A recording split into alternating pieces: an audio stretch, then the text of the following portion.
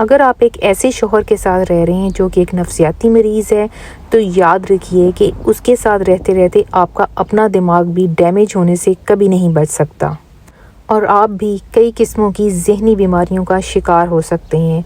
तो लिहाजा मोहतात रहें। बिस्मिल्लाहिर्रहमानिर्रहीम। अस्सलाम वालेकुम व्यूअर्स, उम्मीद है आप सब खैरियत से होंगे। एक खूबसूरत दिन का आगाज़ किया है हमने मॉर्निंग वॉक से और सूरह बकरा की तिलावत से। वीडियो का टॉपिक बहुत इंटरेस्टिंग है, इस वीडियो को एंड तक देखिएगा और इसमें मैं एज़ यूजुअल एक बहुत ही ज़बरदस्त रेसिपी भी शेयर करने वाली हूँ और इसके साथ साथ हम शॉपिंग पे भी बात करेंगे। तो वीडियो को लाइक और सब्सक्राइब करना मत भूलिएगा। तो चलें जी, अब आगे बढ़ते हैं वक्त ज़ाया किए बगैर। तो पहले थोड़ी सी बात कर लेते हैं अपनी रूटीन की। तो जी, रूटीन के मुताबिक मैं कर रही हूँ अपना नाश्ता प्रोटीन से भरपूर और आज मेरे नाश्ते में एक स्पेशल चीज़ है, वो है प्रोबायोटिक योगर्ट।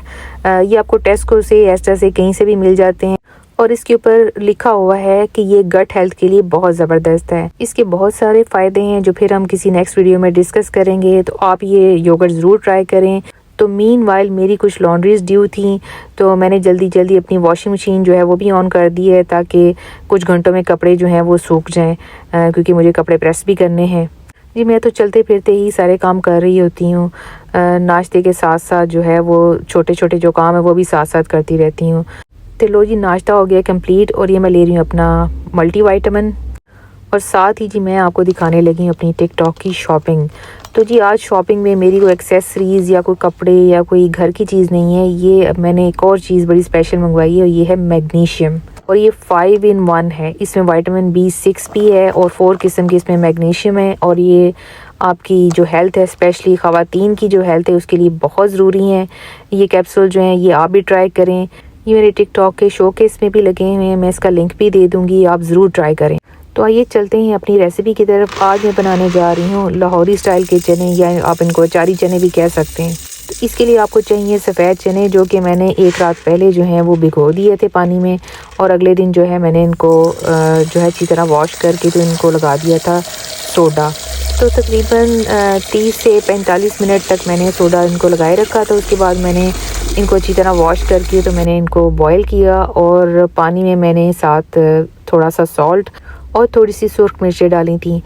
अच्छा जी, इन चनों का टिप ये है कि बॉईल करते वक्त आपने इसमें थोड़ी सी जो सुर्ख दाल होती है वो भी मिक्स कर देनी है, बहुत ज़्यादा नहीं, बस थोड़ी सी, तकरीबन 1 से 1.5 टेबल स्पून जो है वो आप इसमें सुर्ख दाल जो है वो ऐड कर लें और साथ में एक छोटा सा आलू जो है वो भी छील के तो इसी मिक्सचर में आप डाल दें ताकि वो भी साथ ही बॉयल हो जाए। आलू और चनों को आप चेक करते रहें कि कहीं बहुत ज़्यादा ना गल जाएँ। तो बस इनको मुनासिब आपने गला लेना है और उसके साथ साथ आपने करना है इसका मसाला तैयार। तो आपने बस प्याज काटना है और प्याज काट कर आपने इसको फ्राई कर लेना है और उस फ्राइड प्याज में आपने डालना है अदरक और लहसुन और उनको भी थोड़ा सा फ्राई कर लेना है और उसमें आपने डालना है कुछ साबुत गरम मसाला। तो अच्छी तरह से इनको फ्राई करने के बाद जो है आपने इनको उतार लेना है और फिर आपने इनको ब्लेंडर में डालना है, थोड़ा सा पानी लेकर उसी में थोड़ी सी टोमेटो प्यूरी जो है वो आपने ऐड कर देनी है और इस मिक्सचर को अच्छी तरह ब्लेंड कर देने के बाद आपने दोबारा उसी पैन में इसको डालना है और इसमें आपने डालना है थोड़ा सा नमक, थोड़ी सी सुर्ख मिर्च और साथ में हल्दी। और इसका एक सीक्रेट इंग्रेडिएंट भी है जिसकी वजह से इसका टेस्ट बहुत ज़बरदस्त बनता है, वो है काला नमक। आपने थोड़ा सा काला नमक भी इसके मसाले में ऐड करना है और इस मसाले को आपने अच्छी तरह से भून लेना है। जब ये भून जाए और घी छोड़ दे तो समझ लें कि ये भून चुका है। उसके बाद आपने ये जो बॉयल किए हुए चने हैं वो उसमें ऐड करके इसको मिक्स कर लेना है। और हाँ, ये जो उबला हुआ आलू है इसको इसमें शामिल करने के 2 तरीके हैं, या तो आप ब्लेंडर में डाल के साथ ही उस मिक्स करके इसको ब्लेंड कर लें और या फिर ये है कि आप इसको बाद में मैश करके चनों के साथ जो है वो ऐड कर लें, ये आपकी मर्ज़ी है। वैसे मैंने ब्लेंडर में डाल के इसमें उसी मिक्सचर में इसको ब्लेंड कर लिया था। बॉइल्ड आलू का ये फ़ायदा है कि इससे बहुत ही थिक और क्रीमी सी लुक बनती है। वैसे कुछ लोग जो हैं इसको थिक करने के लिए इसमें कॉर्नफ्लावर भी डालते हैं, कुछ लोग जो हैं चनों को ही मैश करके इसको थिक कर लेते हैं, ये आपकी मर्ज़ी है। लेकिन इस तरह जो है वो ज़्यादा क्रीमी बनते हैं आलू डालने से।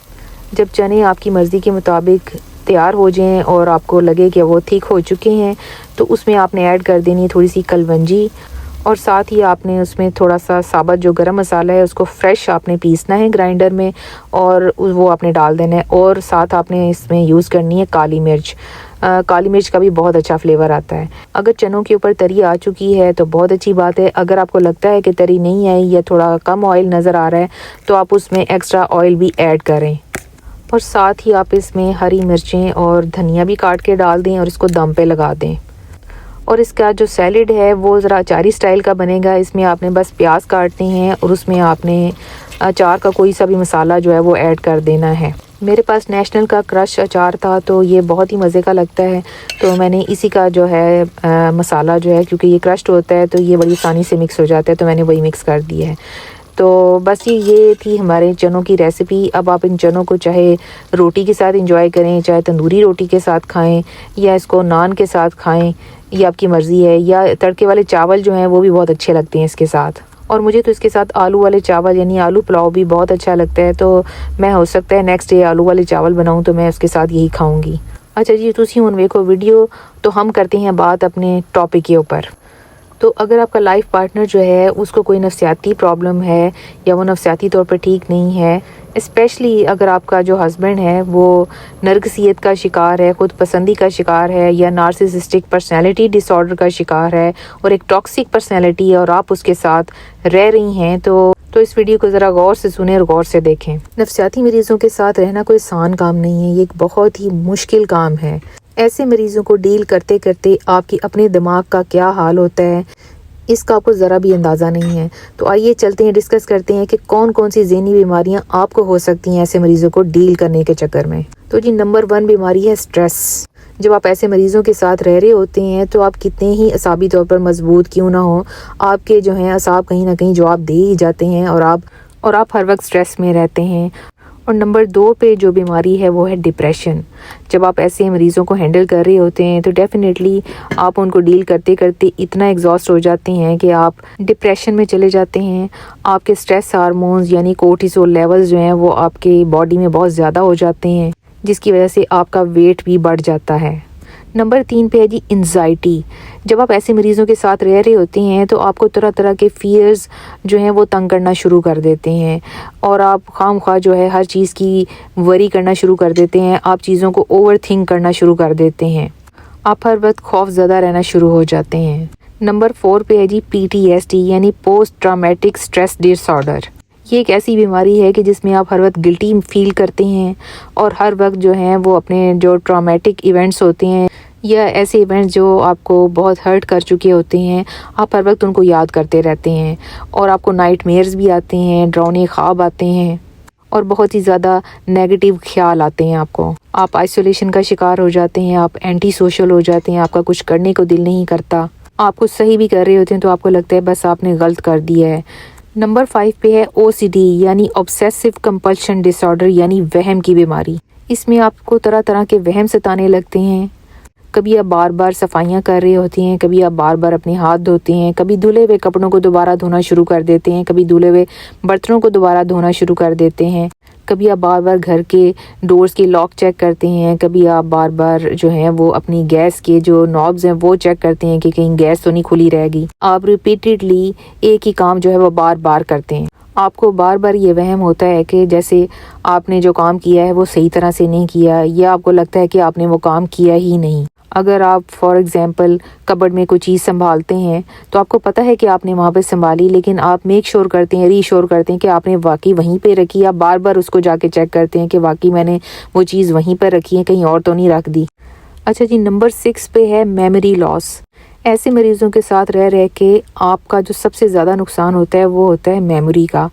ऐसे पेशेंट्स के साथ रहकर ना सिर्फ आपकी मेमोरी लॉस होती है बड़ी तेज़ी से, बल्कि पहले तो ये शॉर्ट टर्म मेमोरी लॉस होती है, उसके बाद ये लॉन्ग टर्म मेमोरी लॉस में भी कन्वर्ट हो सकती है। जो इन्फॉर्मेशन या जो डिटेल्स आपको कई साल पुरानी होती थी और वो याद रहती थी, आपके दिमाग में स्टोर रहती थी, अब आपको एक दिन की जो बात है वो भी याद नहीं रहती। बल्कि एक दिन की क्या, समटाइम्स तो 1 घंटा पहले जो आपने कोई चीज़ की होती है या कही होती है, आपको वो भी याद नहीं होती कि मैंने क्या कहा है या क्या किया है, कौन सी चीज़ कहाँ रखी है, आप बिल्कुल भूल जाते हैं। किचन में खड़े होकर अगर आप कुछ पका रहे हैं तो आप फ्रिज से कोई चीज़ निकालने जाते हैं तो फ्रिज खोलकर आप कितनी देर खड़े रहते हैं वहाँ पे, ये सोच करके पता नहीं मैं क्या लेने आई थी। फिर आप सोचकर वापस मुड़ जाते हैं, फिर किचन में वापस आते हैं और किचन में आके बड़ा याद करने के बाद आपको याद आता है कि ओहो मैं तो धनिया लेने गई थी। उसके बाद फिर आप जाते हैं और फिर आप धनिया निकालते हैं। और इसी तरह के और भी कई वाक़यात होते होंगे आपकी ज़िंदगी में। कभी आप एब्सेंट माइंडेड फील करते होंगे, कभी आप लॉस्ट फील करते होंगे, एक अजीब सी बेचैनी और उकताहट भी आपको महसूस होती होगी। काम करने में दिल नहीं लगता होगा आपका, ना किसी से बात करने को दिल चाहता होगा, ना किसी से मिलने को दिल चाहता होगा। तो अगर ये सारी सिम्टम्स आपके अंदर मौजूद हैं तो आपको फिर बहुत मोहतात होने की ज़रूरत है। ऐसे मरीज़ों के साथ रहकर ना सिर्फ आपको ज़हनी बीमारियां लग सकती हैं बल्कि जिस्मानी बीमारियां भी आपको लगती हैं। उनके बारे में भी मैं किसी दिन तफसील से आपको बताऊंगी कि कौन कौन सी जिस्मानी बीमारियां हो सकती हैं जब आप ऐसे मरीज़ों को डील कर रहे होते हैं। और ऐसे मरीज़ों को डील करने के चक्कर में आपका अपना दिमाग बहुत बुरी तरह से डैमेज हो जाता है। और अगर उसका स्कैन किया जाए तो स्कैन में भी पता चलता है कि आपके दिमाग के कुछ हिस्से जो हैं वो श्रिंक हो चुके हैं। यानी साइंटिफिकली ये चीज़ प्रूवन है कि जब आप ऐसे मरीज़ों को हैंडल कर रहे होते हैं तो मरीज़ तो पता नहीं वो ठीक होंगे या नहीं होंगे या उनको कोई बेनिफिट होगा कि नहीं, लेकिन आपका ज़रूर बेड़ा गर्क हो जाएगा। तो भैनों अपना बेड़ा गर्क होने तो पहले ही अपने आप ਨੂੰ संभाल लो ਤੇ ਆਪਣੇ ਦਿਮਾਗਾਂ ਨੂੰ ਸਕੂਨ ਦੇਣ ਦੀ ਕੋਸ਼ਿਸ਼ ਕਰੋ ਤੇ ਉਹਨਾਂ ਨੂੰ ਹੀਲ करो। तो चलो जी मैं अपने दिमाग ਨੂੰ सुकून देना से पांडे धोने शुरू कर देते हैं। चलो जी ये थी मेरी पूरी दिन की रूटीन। मस्जिद से मैं वापस आ चुकी हूँ और मैं धो रही हूँ बर्तन, और बर्तन धो के मैं फाइनली देखूँगी अपना बच्चों ड्रामा। तो व्यूअर्स ये थी मेरी आज की वीडियो। उम्मीद है आपको ये इन्फॉर्मेटिव भी लगी होगी और इंटरेस्टिंग भी लगी होगी। अगर पसंद आए तो लाइक और सब्सक्राइब ज़रूर कीजिए और मुझे अपनी दुआओं में ज़रूर याद रखिएगा। आपने मुझे कमेंट्स में बताना है कि आप में से किस किस को ये अलामात मौजूद हैं और किस किस को इन बीमारी में से कोई बीमारी जो है वो महसूस होती है। तो इंशाल्लाह फिर किसी अच्छे टॉपिक के साथ दोबारा मिलेंगे। हमेशा खुश और आबाद रहें और अपना बहुत सारा ख्याल रखें। ओके जी, अल्लाह हाफिज़।